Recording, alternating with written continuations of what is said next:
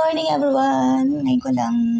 Ngayon lang ako nagkaroon ng time para i-share sa inyo guys yung aming pwesto every time na dumating yung month ng December. Ganito siya kaganda guys, no? Wala nang kapagod-pagod, wala nang kahirap-hirap yung amo namin dahil lahat ng may hawak ng pwesto, bawat klase ng prutas, kung ano man yung ma-assign sa amin, ay alam na namin kung paano namin i-display, kung paano namin pagandahin, ganun. So, pasensya na nga pala guys sa aking boses dahil hindi pa ako nakaka-recover ng paos dahil sa sobrang pagod at puyat, kaya namamaos tayo. First fruits na i-share ko sa inyo, ganito ako mag-display ng ating longgan. Favorite ko siyang ayusin talaga guys dahil madali lang ayusin at gustong-gusto ko siyang pagandahin. Ganun ko siya pagandahin sa mesa. Kaya no worries sa amo namin dahil alam namin marunong na kami. Na-train na kami masyado, sobra-sobra na. Second fruits naman yan ay, ang tawag dyan ay ket-ket. Yung kaninang hubad, ang tawag doon ay ponket. Madaming ket ang tawag. Ponket, ket-ket, ganun. Sugar ket. So now ay, pinakita ko sa inyo ay ang ating ket-ket na isa sa mga nag-boom. Isa sa mga mabintang prutas pagdating ng bagong taon, Pasko, ganun.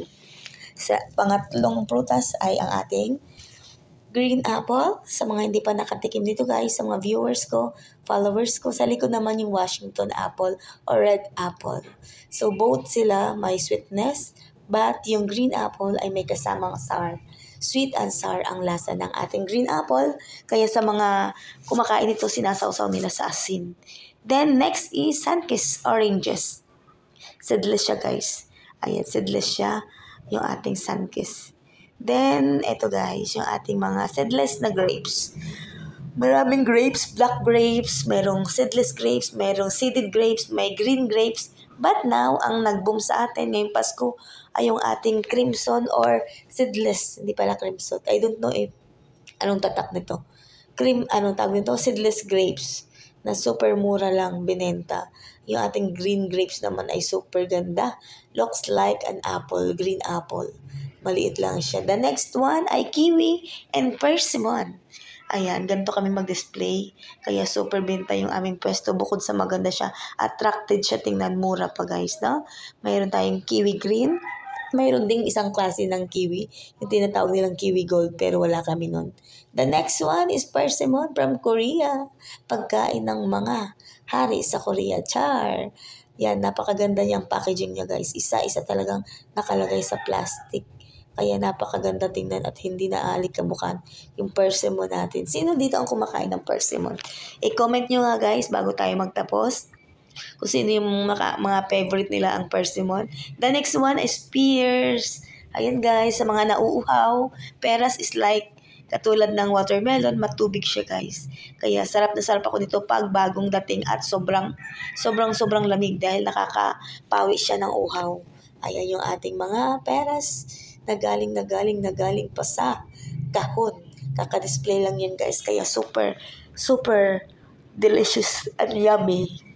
The next one ay lemon. For now, pakiramdam namin guys. Sa mga nagtitinda, nalalaman kasi namin kung anong prutas ang mabenta. Si lemon ay hindi masyado mabenta dahil sabi nila, ang mabenta daw ngayong taon na to ay kulay oranges. Kaya mabenta si orange, mabenta si ket-ket, mabenta si ponket, mabenta si sugar cat. The next one, hindi naman magpapatalo si dalandan, dalangihita kung tawagin sa ibang pangalan. Nakasanayan na dito sa Manila or Alabang ay dalandan. Ang tawag sa kanila nito sa ibang lugar ay dalanghita. Minsan centuries pa. I think Batangas or Quezon, ang tawag nila ay centuries. Akala ko naman yung centuries ay lansones. Yung pala ay dalandan o dalanghita. The next one ay ponkan. Hindi magpapahuli si ponkan. More of vitamin C ang ating ponkan guys. Meron tayong ponkan na super tamis. Meron din ponkan na slightly tamis lang guys, no? Hindi natin ma-perfect sa isang klase sa isang box ng ponkan ay puro tamis. Mayroong matamis, mayroong slightly lang, mayroong medyo maasim-asim ng konti. Grabe baha yung ating mga super baha ng ponkan natin. The next one ay mga apples. Ang dami nating apples, ang daming sizes ng apples natin. Mayroong 72, 32, 125, 138, ganon, size 80. Sa dami na ng mga apples, memorize ko na lahat ng mga sizes nito. 72, 80, 198, 138, 113, ayan, 28, 28 siya, 22, ganun. So, yun lang guys, ang pinapakita ko sa inyo na nakuhanan ko ng tips bago dumating pa yung kasagsagan ng kabintahan kasi alam ko talaga na hindi na ako makakapag-vlog pag ganung mga time na. Ayun lang guys, salamat sa mga viewers natin at sa mga nagustuhan ang video na to. Don't forget to give me a like. Don't forget to share this video. Then please comment down below para alam ko guys kung saan nakakarating ang video na ito. Thank you so much. Happy New Year everyone. Bye!